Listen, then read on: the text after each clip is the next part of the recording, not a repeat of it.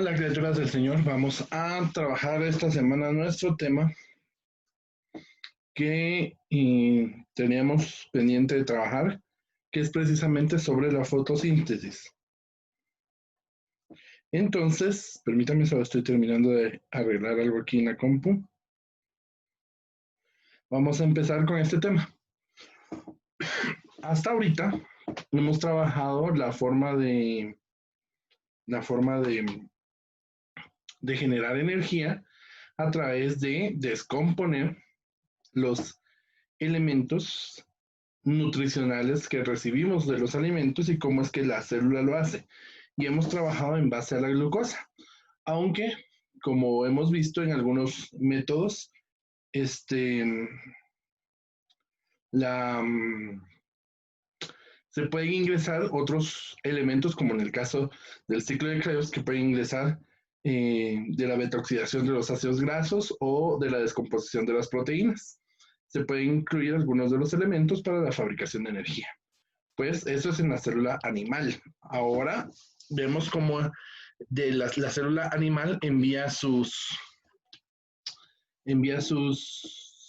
señales y tiene todas las situaciones con respecto a mandar sus productos oxidados hacia la membrana de la mitocondria para realizar la respiración celular. Pero, como ustedes bien recordarán, en el caso de las plantas tienen una característica un tanto diferente y es que no tienen mitocondrias, sino que tienen cloroplastos o la membrana eh, tilo, es que es hasta difícil de pronunciar, tilocoidal. Bueno, ¿qué es la fotosíntesis? Pues hay una hipótesis y es que hace más o menos 2.000 millones de años, debido a los cambios en la composición genética, esas pequeñas mutaciones, hubieron células que adquieren la capacidad de aprovechar la energía de la luz. Y esas células se desarrollaron y evolucionaron hasta convertirse en las plantas que conocemos hoy día. Seguramente, así como cualquier bacteria, recordemos que una de las teorías de la teoría celular es que todas provenimos de un ancestro en común, todas las células provienen de un ancestro en común, y después, por modificaciones, por mutaciones, pues las células fueron adquiriendo características propias. Entonces, esta célula obtuvo la capacidad o fabricó algún elemento con el cual pudo aprovechar esa luz solar y transformarla en energía. Y estos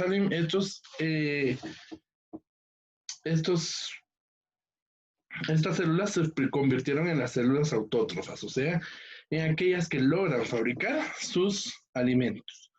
Pues en el caso de la fotosíntesis, es un proceso que llevan a cabo las plantas, en el cual realizan un proceso de fotólisis, en el cual, por medio del aprovechamiento del agua de la tierra y la fotólisis que se va a realizar por medio de la interacción de la luz con las moléculas dentro de los cloroplastos, se va a formar oxígeno y vapor de hidrógeno, electrones, productos oxidados como el NADH y también fabricación de energía como el ATP. ¿Dónde se realiza? Creo que esto lo he dicho ya varias veces, y es que se hacen los cloroplastos. Recordemos que los cloroplastos van a funcionar como estos centros de fabricación de energía, similares a la función que tiene la mitocondria dentro de la célula animal. En este caso, los cloroplastos también van a tener una membrana exterior y la membrana interior, pero en su interior van a encontrar los tilacoides. Esos tilacoides van a funcionar como depósitos de clorofila, que es un pigmento importante para la realización de la fotosíntesis. A partir de moléculas sencillas, como lo es el dióxido de carbono más el agua, se produce por medio de la transformación de la energía solar en energía química, se almacena esa energía de la luz por medio de los enlaces que van a formar glucosa. De manera que se une el carbono del CO2 y el agua y van a formar glucosa. ¿Sí? Si se dan cuenta, solo necesitamos carbono, hidrógeno y oxígeno para formar una molécula de glucosa. Tenemos dióxido de carbono y tenemos agua. Por eso es que las plantas aprovechan el dióxido de carbono para la fabricación de la glucosa. Vamos a darnos cuenta de que hay tres fases que son importantes, de las cuales nosotros solo vamos a ver las primeras dos, porque la fotorrespiración, la última, realmente es un proceso muy complejo y que eso lo tendría que explicar alguien con lo suficiente expertise como un botánico, como un agrónomo, un ingeniero agrónomo, que son los que entienden sobre estas cosas. Pero, por ejemplo, la fase lumínica y la fase oscura comparten mucha similitud con la cadena transportadora de electrones, por eso es que vamos a explicar. Les hablaba de la clorofila. La clorofila tiene la característica de ser un pigmento. Es un pigmento de color verde. Eso quiere decir que puede reabsorber todo el espectro de luz o todo el espectro de la luz excepto el verde. Por lo tanto, rebota y es lo que nosotros vemos como el color. Esta es una molécula muy importante y va a ser crítica en el desarrollo de la fotosíntesis. ¿Por qué? Porque la clorofila es esta sustancia en la que va a aprovechar la energía del sol. ¿Cómo lo hace? Por medio de una estructura química un poquito compleja, pero que también ya hemos visto en otros momentos. La estructura química es de un anillo de porfirina que va a contener en su centro una molécula de magnesio y que por medio de este anillo va a ser donde se va a absorber la luz. Y también vamos a encontrar que tiene una cadena hidrófoba que va a estar formada por fitol, que es lo que va a ayudar a mantener la clorofila unida a la membrana fotosintética, o sea, a la membrana del tilacoide, a la membrana tilacoidal. Esto es muchas letras, lo sé, tomen screenshot o tómenle foto porque esto nos va a servir bastante. Y es que primero, existen dos fases. Hablamos de una fase lumínica y una fase oscura. Cuando hablamos de la fase lumínica, hablamos que obviamente es dependiente de luz, por eso se llama fase lumínica. En la fase lumínica llega el sol que se va a absorber por medio de la clorofila, la luz del sol se absorbe por medio de la clorofila y va a generar que los electrones que están afuera de la molécula de clorofila puedan pasar a una molécula que está cerca de ella y van a producir una corriente eléctrica, como la cadena transportadora de electrones, básicamente. Y en el interior del cloroplasto se va a hacer ese transporte de electrones. La energía que va a venir de la luz, lo que va a hacer es que se va a emplear indirectamente en la síntesis de ATP, mediante fosforilación y también con la síntesis de NAD fosforilado con hidrógeno. Recordemos que las moléculas de NADH, pueden viajar a la estructura llamada la cadena respiratoria y por medio del acúmulo de iones de cargas positivas y negativas a ambos lados de la membrana, generan esa corriente eléctrica que al final de cuentas va a servir para, o esa energía que va a servir para adherir un grupo fosfato a un ADP formando ATP. En el caso de la fase lumínica puede tomar dos caminos. Hay una fosforilación acíclica y una fosforilación cíclica, según pues cómo los electrones fluyen por los sistemas. Y ahorita vamos a ver eso. Pues básicamente, si ustedes se dan cuenta, esta estructura, que es la estructura que es la que lleva a cabo la fase lumínica, tiene muchas similitudes, casi un 100% de similitudes con la cadena transportadora de electrones. Aquí no les vamos a llamar complejos, sino les vamos a llamar fotosistemas. Existe el fotosistema 2, el citocromo B6 y el fotosistema 1 y finalmente la ATP sintasa, que es similar a la que encontramos en la cadena transportadora de electrones de la mitocondria. En el caso de este complejo enzimático, el fotosistema 2 y el fotosistema 1 son los encargados de poder recibir y fabricar, mejor dicho, absorber la, la luz. O sea que ahí vamos a encontrar la clorofila. Cuando hablamos de fotólisis, significa que por medio de la luz, estos complejos van a hacer un proceso químico de separación. En el caso del fotosistema 2, lo que hace es una separación. ¿De qué? De iones de hidrógeno y de oxígeno. Agarra el agua, que es H2O, y por cada 2 moléculas de agua fabrica o separa 4 iones de hidrógeno y 2 moléculas de oxígeno.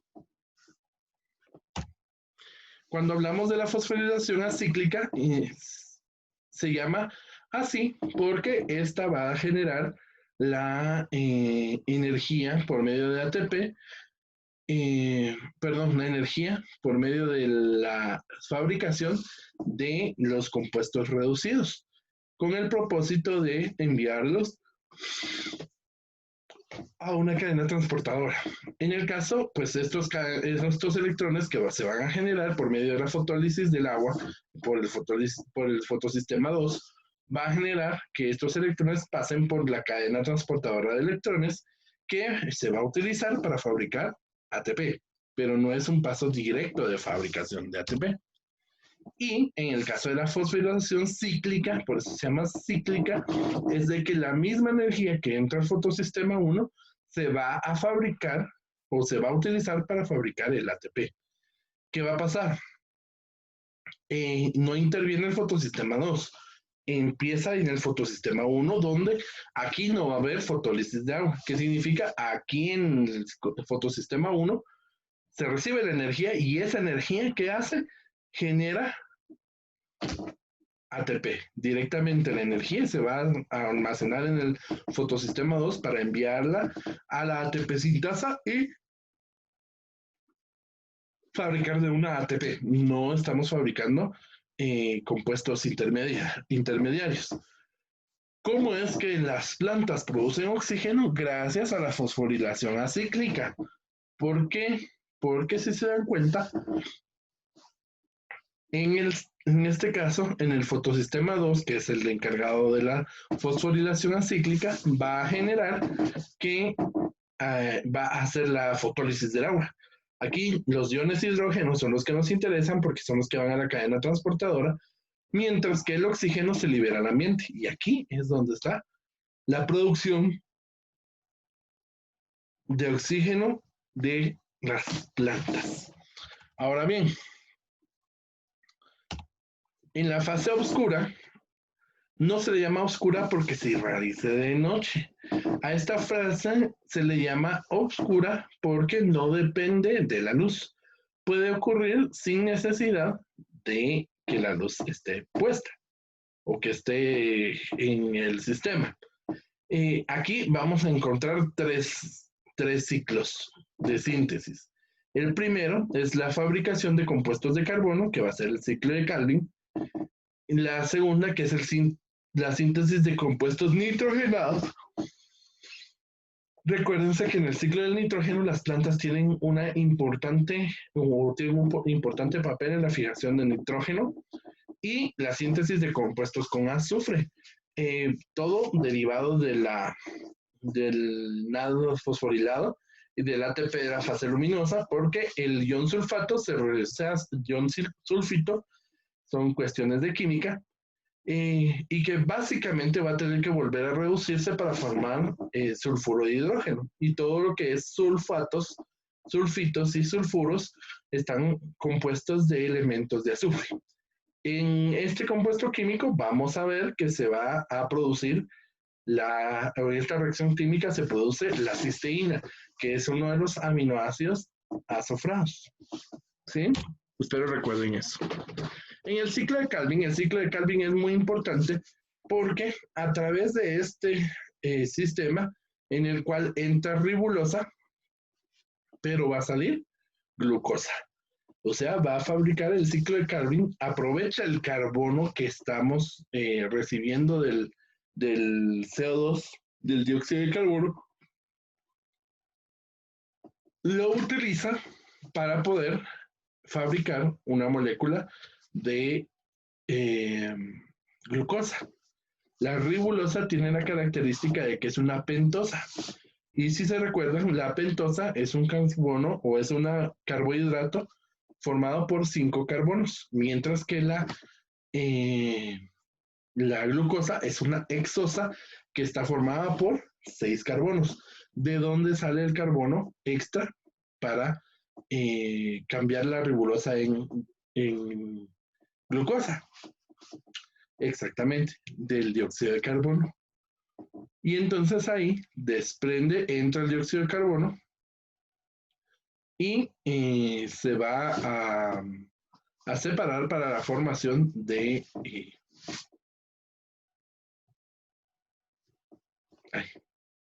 glucosa y de los compuestos de carbono. En el caso del fósforo, la síntesis de elementos nitrogenados, llega el nitrato, va a pasar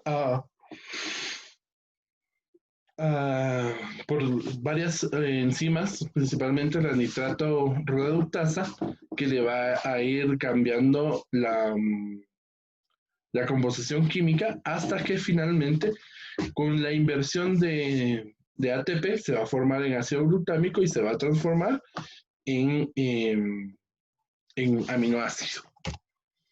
¿Qué factores van a influir en la fotosíntesis? Resulta que la fotosíntesis se va a ver determinada por temperatura, la concentración de dióxido de carbono, de oxígeno, de la luz, del tiempo que está disponible la luz, de la disponibilidad que hay de agua en la Tierra y también del color de la luz. Recordemos que la luz puede tener varios colores, o mejor dicho, la luz está formada por todos los colores. Dependiendo de la intensidad de la reflexión de las ondas de luz, así es la luz que vemos. Por eso tenemos luz amarilla, tenemos luz blanca y podemos ir cambiando la luz. En el caso de la fotosíntesis, la luz natural, que es una luz un tanto más amarilla, es lo más adecuado para eh, para la, se me está yendo la, la, la, la palabra, para la fotosíntesis. La luz azul es muy poco utilizada. La luz roja, pues depende en algunos casos por la longitud de onda, pero lo mejor es la luz natural, para que esta luz sea la más, es la que pues, tiene todo el espectro de la luz que se puede absorber. La temperatura, a más calor, más reacción química, y ahí es donde entra la fotorrespiración, que es importante. Ninguno de ustedes por el momento va a seguir agronomía, así que es muy difícil explicar esto, pero hay una clasificación de las plantas con respecto a la capacidad fotosintética que tienen, como C3, C4, y la mayor cantidad de plantas C4 entran como en, en temperaturas altas, pero no me pregunten sobre eso porque seguramente no se los podré contestar porque soy médico, soy bachiller, pero no soy agrónomo. Pero puedo, si ustedes tienen una duda, puedo consultar con más de alguno. La concentración de dióxido de carbono y de oxígeno, por supuesto, porque también depende de cuánto oxígeno hay para que se siga reutilizando. Siempre se utiliza oxígeno en las reacciones metabólicas, entonces es importante la concentración de oxígeno y también de la concentración de CO2. Si hay más concentración de CO2, la célula vegetal por medio del cloroplasto va a poder hacer mucha más o fabricar muchos más compuestos de carbono. Pero si hay pocos dióxido de carbono, hay poco carbono disponible y al haber poco carbono disponible, va a disminuir la cantidad de elementos que va a fabricar. Muy bien. Y eso es todo el tema de la fotosíntesis. Voy a tratar de dejarles un video también en Teams para que vean ustedes una explicación también de alguien que es experto en este tema. A mí pregúntenme todos los temas anteriores que seguramente se los explicaré al detalle y al dedillo. pero este tema, pues tengo las nociones muy básicas sobre la situación, aunque es un tema que todos vimos desde la primaria, la utilización de la energía lumínica para fabricar eh, elementos químicos. Para la siguiente semana regresamos a los temas que domino perfectamente, así que me voy a tardar mucho más en este tema y vamos a hablar sobre la reproducción celular, tanto de la mitosis como de la meiosis. Por favor, leamos la biología básica y la biología de STAR, donde se desarrollan estos temas. Para la siguiente semana, pues ustedes van a entregar la gráfica del ciclo de Calvin como tarea y van a describir por qué la fotosíntesis es un proceso anabólico. ¿Está bien? Vamos a trabajar entonces. Ha sido un gusto poder saludarles hoy. Quédense en casa. Y nos vemos la siguiente semana. Un saludo a todos.